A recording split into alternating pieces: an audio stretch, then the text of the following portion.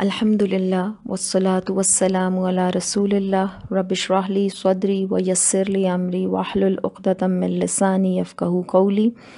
اعوذ باللہ من الشیطان الرجیم بسم اللہ الرحمن الرحیم السلام علیکم ورحمۃ اللہ۔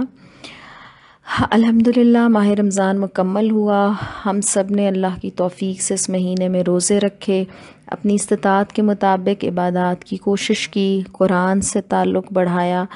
اور اس ساری کوشش کے پیچھے سورہ بقرہ کی آیت کی روشنی میں ہمارا ہدف یہ تھا کہ لعلکم تتقون، شاید کہ ہمیں اللہ تعالیٰ کا تقوی نصیب ہو اور پرہیزگاری نصیب ہو۔ اب جب کہ رمضان کا مہینہ گزر چکا، شوال کا آغاز شروع ہو گیا، عید ہم منا چکے، ہم یہ چاہیں گے کہ آج بیٹھ کر ہم ایک دفعہ دہرائی کر لیں کہ یہ رمضان ہم نے کیسا گزارا،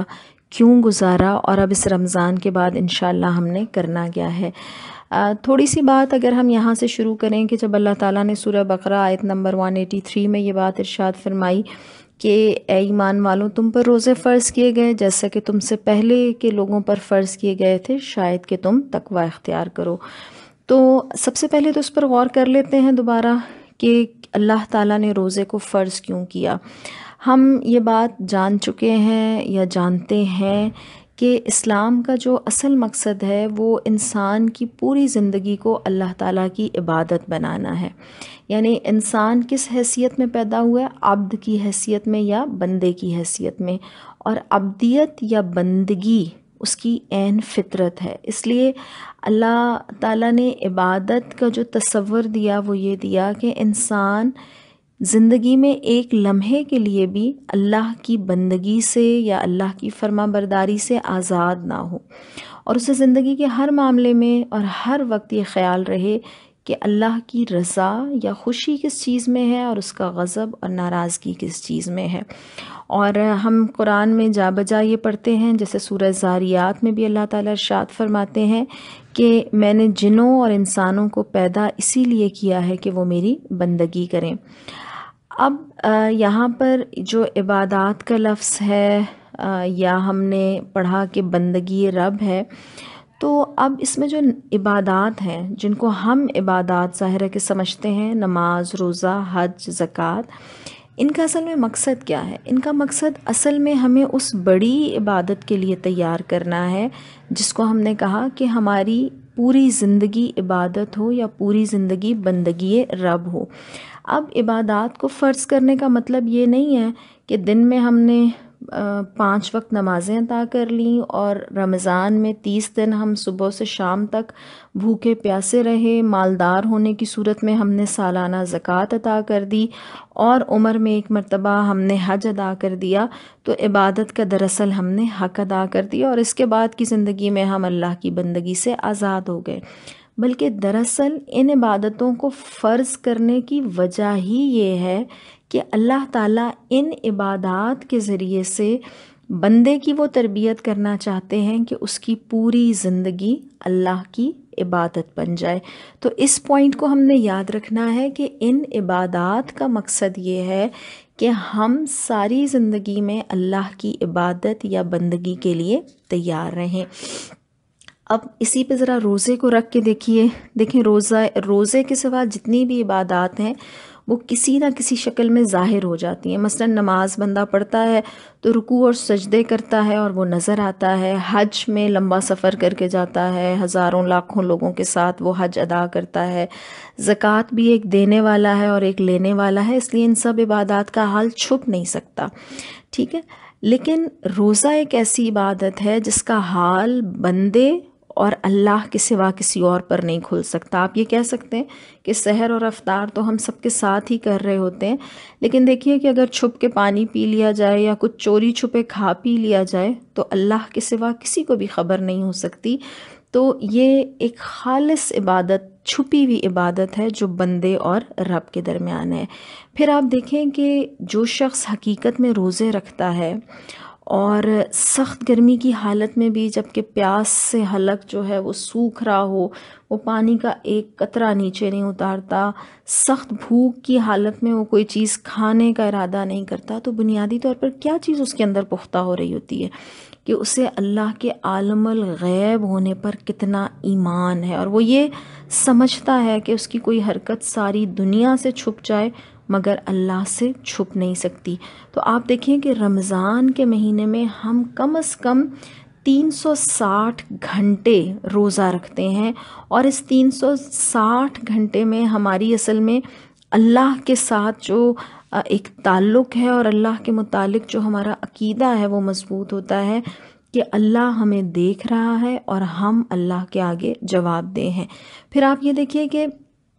اللہ تعالیٰ ایک مہینے کے لیے ہمیں مسلسل آزمائش میں ڈالتا ہے، اور جتنے جتنے روزے گزرتے جاتے ہیں، یعنی جتنی آزمائش میں ہم پورے اترتے جاتے ہیں، اتنا ہی ایمان مضبوط ہوتا جاتا ہے۔ تو یوں سمجھیے کہ رمضان میں آزمائش کی آزمائش ہے اور ٹریننگ کی ٹریننگ ہے۔ تو آپ یہ بھی دیکھیں کہ اللہ تعالیٰ نے ہمیں روزانہ 16-17 گھنٹے جب وہ ہمارے ایمان کو آزمائش میں ڈالتا ہے، اور ہم اس آزمائش میں جب پورے اترتے ہیں تو ہمارے اندر دراصل وہ یہ قابلیت پیدا کرتا ہے کہ ہم اللہ سے ڈر کر دوسرے گناہوں سے بھی پرہیز کریں، اللہ کو عالم الغیب جان کر اس کے قانون کو توڑنے سے بچیں، اور ہر موقع پر ہمیں اللہ کی سامنے جواب دہی کا خوف ہو۔ پھر آپ یہ بھی دیکھیے کہ باقی جیسے نماز جیسی عبادت ہے تو وہ مختصر وقت میں ادا ہوتی ہے، لیکن یہ ایک لمبی مدت تک ہمیں ایک پریکٹس ہے، اور یہ 1 مہینے تک ہمیں شریعت کی پابندی کی مشق کراتا ہے۔ روزہ صبح سحری کے لیے ٹھیک وقت پہ اٹھے، ٹھیک وقت پہ کھانا پینا بند کیا، پھر آپ اس کے بعد دیکھیں کہ شام کو ایک خاص وقت پہ افطار کرنا ہے، اور اس کے بعد پھر تراویح کے لیے دوڑ پڑنا ہے۔ تو جیسے فوج کی ٹریننگ ہوتی ہے، اس طرح سے اللہ تعالیٰ اس مہینے میں امت مسلمہ کی ٹریننگ کرا رہے ہوتے ہیں۔ اور ایسا نہیں ہے کہ جیسے فوج میں الگ الگ ایک ایک فوجی اور ایک ایک سپاہی کی ٹریننگ نہیں ہوا کرتی، بلکہ پوری کی پوری فوج ایک ساتھ ٹریننگ کرتی ہے، سب ایک وقت ایک وسل کے اوپر اٹھتے ہیں اور ایک وسل کے ساتھ کام کرتے ہیں،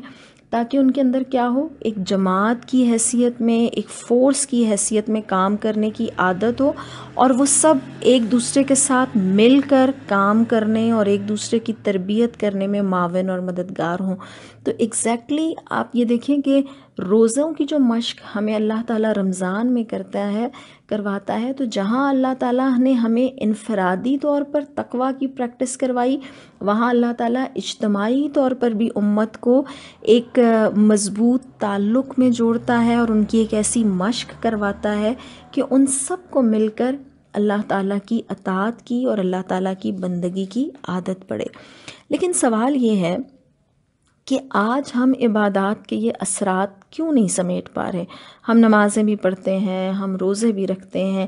لیکن وہ نتیجہ ظاہر نہیں ہوتا جو ان عبادات کا ظاہر ہونا چاہیے۔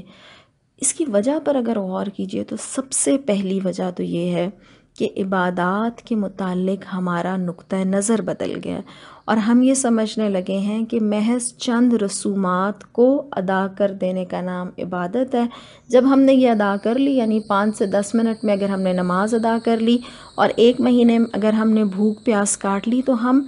ظاہری شکل کو اصل میں عبادت سمجھتے ہیں، اور ہماری اکثریت اس عبادت کی اصلی جو روح ہے اس سے ناواقف ہو گئی ہے۔ تو ہم نے جو سب سے پہلی چیز اپنے آپ کو بار بار یاد کروانی ہے، وہ چیز یہ ہے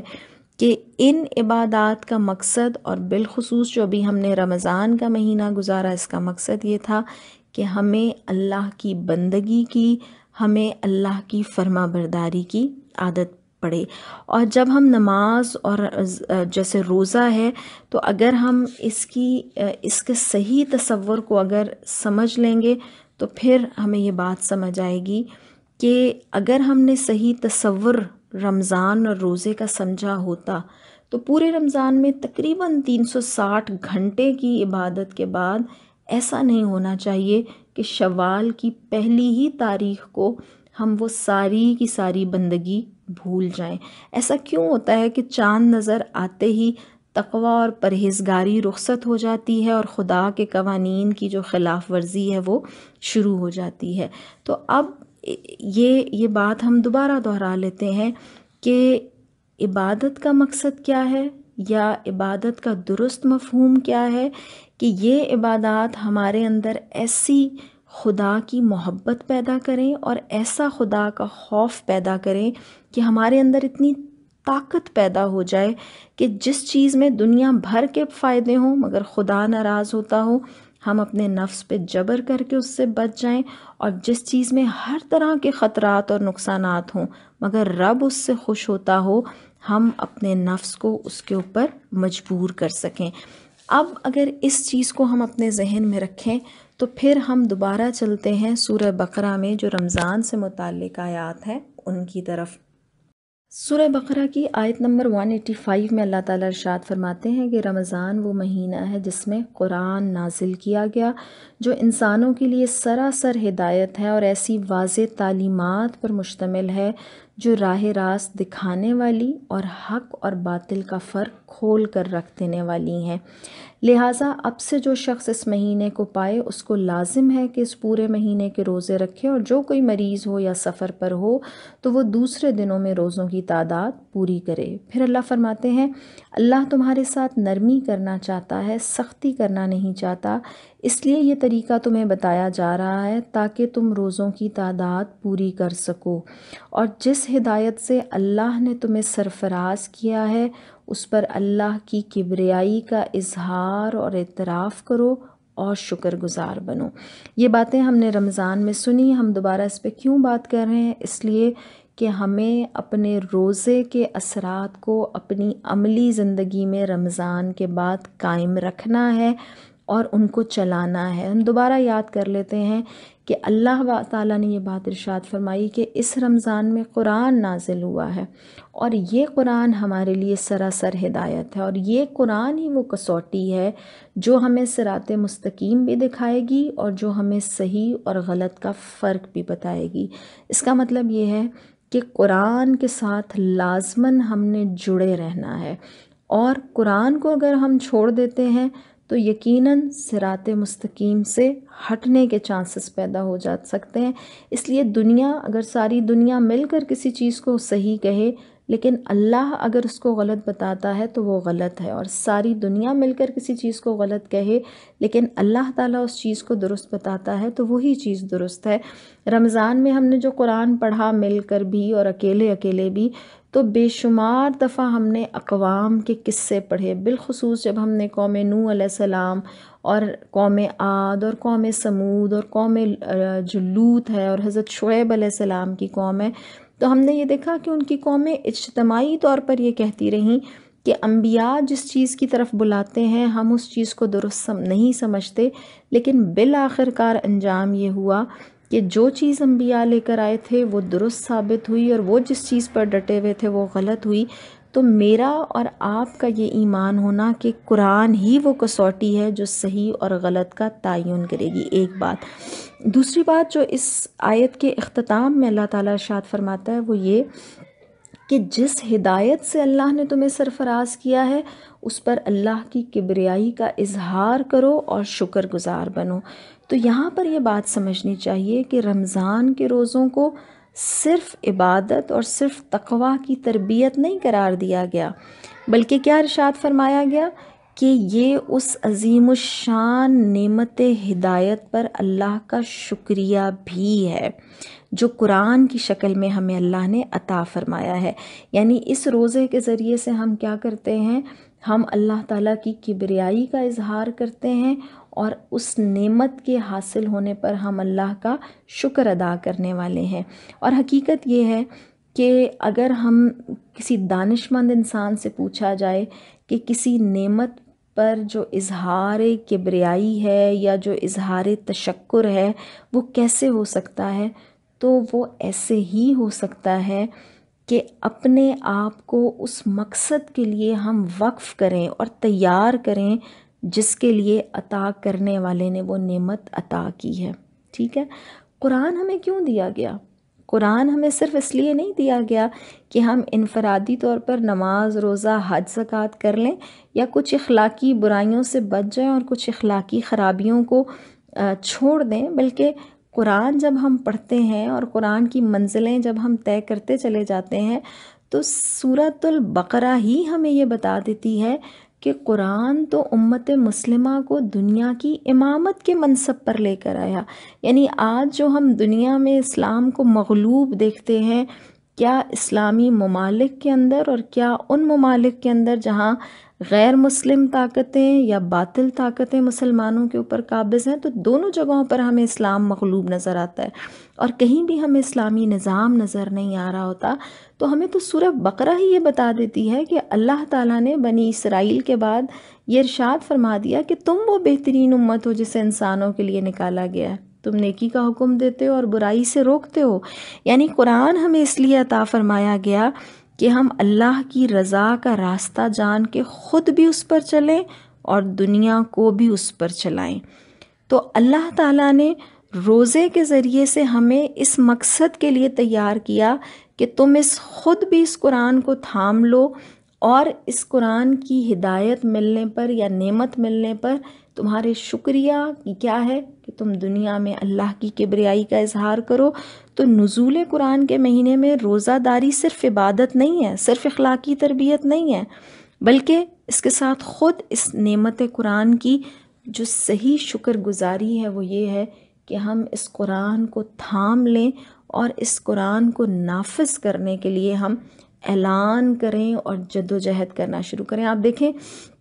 عید کے لیے جب مساجد میں ہم جاتے ہیں تو تکبیرات پڑھتے ہوئے جاتے ہیں. ان تکبیرات میں اصل میں ہم کیا کر رہے ہوتے ہیں؟ اللہ کی کبریائی کا اعلان کر رہے ہوتے ہیں. تو اللہ کی کبریائی کا اعلان کیا صرف زبان سے کرنا مقصود ہے، یا اللہ کی کبریائی عملاً نظر آنی چاہیے اللہ کی کتاب نافذ ہونے کی شکل میں؟ میں اور آپ خود یہ جانتے ہیں کہ ہم قرآن جب پڑھتے ہیں تو ہمیں پتہ چلتا ہے کہ قرآن کے بے شمار احکامات ایسے ہیں جو اس وقت تک نافذ نہیں ہو سکتے جب تک کہ اسلامی نظام نہ آ جائے. تو قرآن صرف تلاوت کرنے کی کتاب نہیں ہے، بلکہ قرآن نافذ کیے جانے کی کتاب ہے، اور اس کو نافذ کروانے کی جدوجہد ہم سب کے اوپر فرض ہے. تو میں ضرور یہ آپ سے استدعا کروں گی اور اللہ تعالیٰ سے یہ دعا بھی کروں گی کہ اللہ تو ہمیں اس قرآن کا حق ادا کرنے والا بنا. اور اس قرآن کا ہم حق کیسے ادا کر سکتے ہیں؟ کہ ہم اس کے کل کو لے کر چلیں. اور اس کا کل کیا ہے؟ کہ ہم انفرادی طور پر بھی تبدیل ہوں اور ہم اجتماعی طور پر نظام کی تبدیلی کے لیے بھی جد و جہد کریں. اور نظام کی تبدیلی کی جد و جہد ظاہر ہے کہ آغاز ہم اپنے ملک، اپنے شہر سے کریں گے، اور ابھی بالکل قریب میں الیکشن کا مرحلہ درپیش ہے. اور قرآن جب ہم نے پڑھا تو جب ہم نے دیکھا کہ حضرت یوسف علیہ السلام جیسے حکمران، حضرت سلیمان علیہ السلام جیسے حکمران، حضرت داؤد علیہ السلام جیسے حکمران، سورہ کہف میں ہم نے ذوالقرنین جیسے حکمران دیکھے، اور پھر ہم نے یہ دیکھا کہ جب عادل حکمران ہے، جب خدا پرست حکمران ہے، تو دنیا کی بھی خوشحالی ہے اور آخرت کی بھی نعمتوں کا وعدہ ہے. قرآن میں سورہ ہود، سورہ یونس میں اللہ تعالیٰ یہ بات ہمیں بتاتے ہیں کہ جب قومیں اجتماعی طور پر استغفار کرتی ہیں اور اللہ کی طرف پلٹتی ہیں تو اللہ خوشحالی کے دروازے ان کے لیے کھول دیا کرتا ہے. تو یہ جو ایک مرحلہ آ رہا ہے جس میں ہم نے گواہی دینی ہے، ہم نے ووٹ دینا ہے، ہم نے شہادت دینی ہے، تو اس وقت ہماری جو ترجیح ہے وہ یہ ہونی چاہیے کہ ہم اس کو وہاں استعمال کر رہے ہوں جن لوگوں کے ذریعے سے